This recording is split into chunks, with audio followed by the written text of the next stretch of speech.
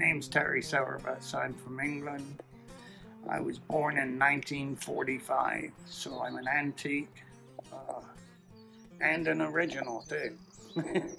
You're lucky there's only one of me, So I was born in a town called Swindon. That my mom and all her brothers and sisters, 13 of them, were born in that house. I was 30 years old when I moved to the United States, so I've been here 45 years.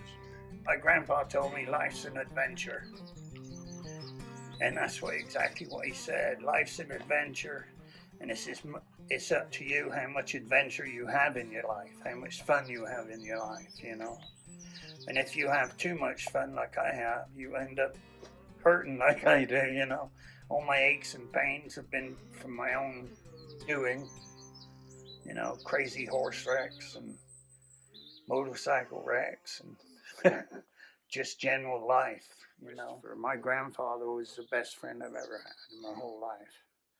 And I still miss him dearly. And he died in 1963. And that set me on a wild goose chase of drugs and alcohol when my grandpa died. I was addicted to morphine for 7 years. And finally got away from all of that, I don't drink alcohol anymore, my grandpa had an old horse-drawn milk wagon, and we converted it as kids. We converted it as a stagecoach, and we used to play cowboys and Indians on there.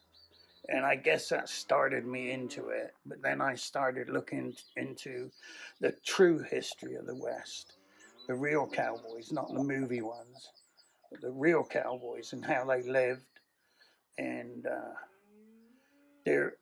back then, their articles of clothing wasn't just clothing. It was all became something else. It could all be used.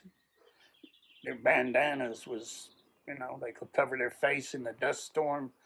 They could soak it wet in the river and throw it around their neck in a hot day. It's a sling if you get hurt.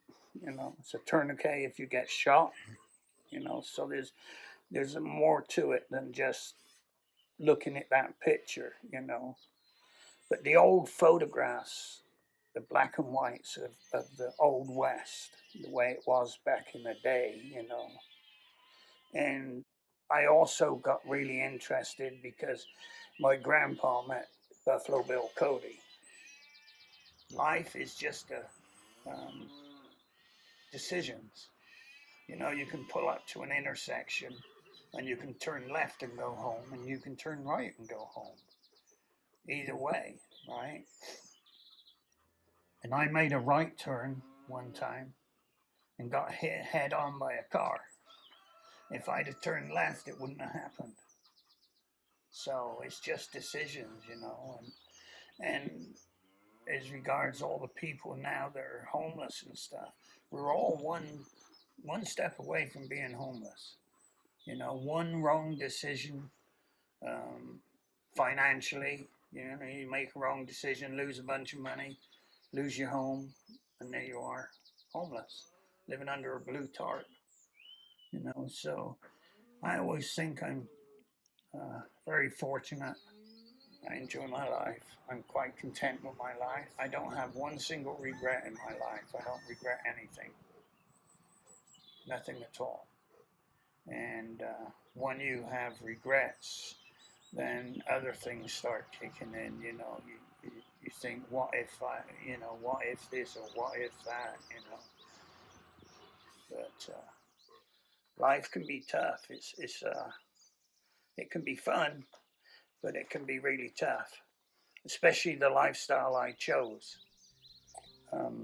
It's not an easy lifestyle, by no means. You got critters to feed. Don't matter if you want to get out of bed or not. You still got to get up at, 5:30, 6 in the morning, go feed animals and stuff like that. And even at my age, I still cut and split my own firewood. Maybe a day will come and I won't enjoy it so much, but I still enjoy it. Yeah.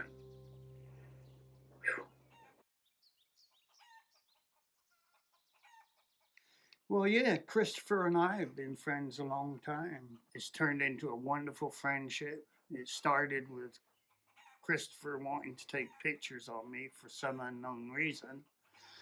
And we've developed a really interesting friendship. I enjoy his company very much.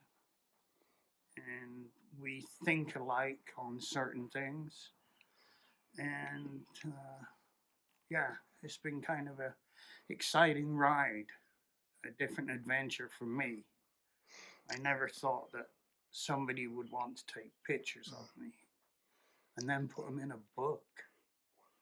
I just could not believe it that my photographs were in a book.